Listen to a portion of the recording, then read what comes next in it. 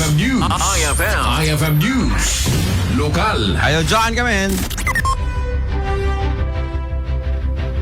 Oh. Bakit na naman? At ano dito cellphone mo ay kat na agpukaw-pukaw ti signal. Wait lang ulit manin. Idol John, may atin. Kaligagom ni Vice Mayor Ray Carlos sa Fariñas ang may plastare na tilibre pa nagpuya dagiti senior citizen Canada na tirang kap ti Bagina sakbay nga aglokad ti dakela mall iti syudad ti Lawa. Sigon ken kuana na ipasa ti ordinansa ngem awan pa iti panakaaramid ti Memorandum of Agreement.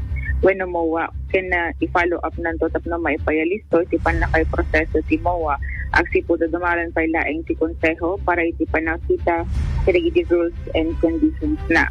Magnamnama ti Vice Mayor sakbay ti Mayo 30 apan naglokat ti dakela mall iti syudad ket mapagsarita na makapagsaritan tanto ken ni Mayor Michael Marcos Kion ken iti panakabagi ti nasa OAMOL.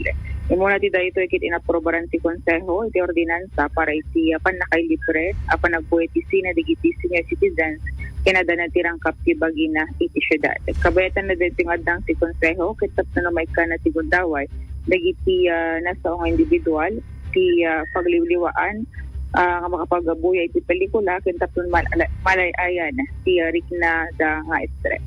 DJ nga roda po, ti arig na kami di siya po na ipasamit the ordinance. So, it's up to executive kumaapo mang-initiate the talks with the SM tapno sit down da create the DMOA apo ket kalkalpasmet election tatta jak mo i-follow up kung man kada kwada na po ta later iti pinaglukat na. So, masapol nga ang sit down da kumaas soon as possible and tapno magnamit kada kami ti konsehon tumanen DJ terms and conditions na apo no mayat ket lang. So hoping nga po nga before the May 30 ket makapagsarita ti executive ken ni SM apo. Ti paset ti panagsarita ni Vice Mayor Ray Carlos Fariñas. Okay, so giganan to nito no aglokat ton Idol Joan mayaton adanton. How about the transportation da sinot mangi shoulder Idol Joan? Baklayan madlang si city government no ko Idol Bernard. So masapol nga punduan da detoy. When Idol Bernard. When at tapno ano na ganan. Isunto pa nga taktak digiti lola kada lolo nga ag-travel dapat i-shoulder da amin pati transportation.